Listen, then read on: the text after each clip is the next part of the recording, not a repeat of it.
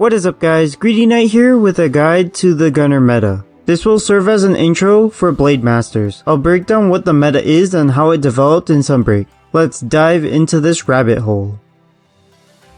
The top two factors for a meta bow are its charge levels and its coatings. Charge levels cycle through spread, rapid, or pierce arrow types and has a power of 1 to 5.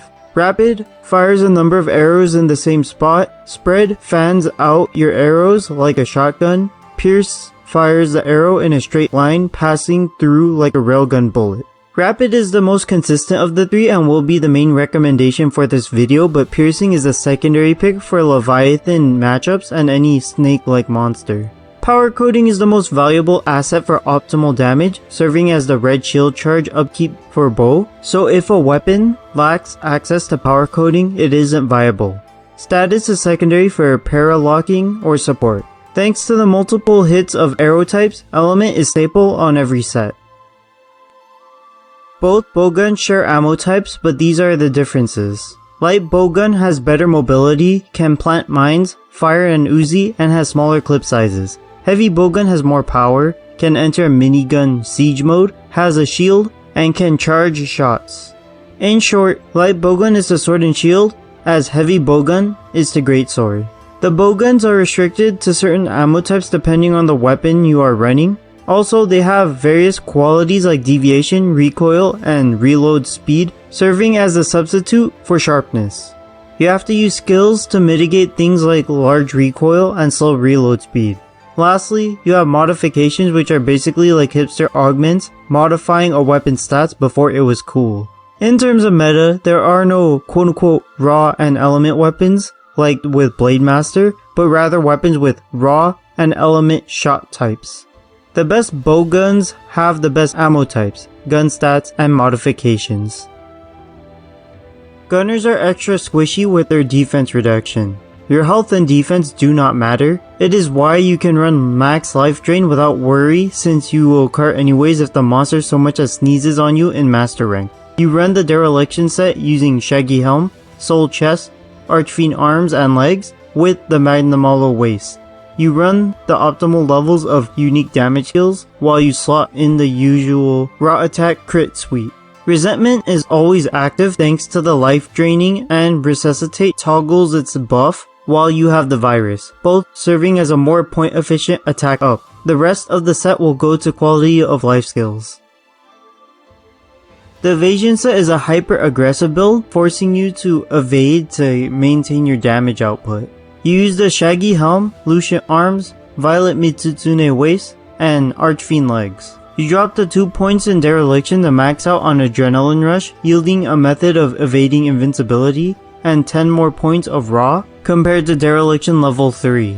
You trade some element damage for raw attack. This set is ideal for bow since it dodges as part of the game plan, but you can use it for bowgun if you want.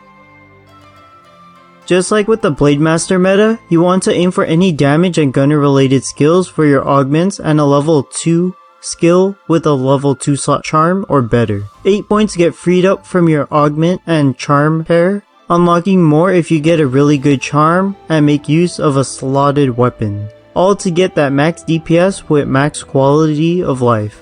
For weapon augments, you pump points into attack or element, with rampage slot upgrade depending on matchup and weapon. Bow is an element weapon, so you pump everything into element levels or use the rampage slot to get Elemembane access. Bowguns will favor raw attack whenever not using pierce ammo.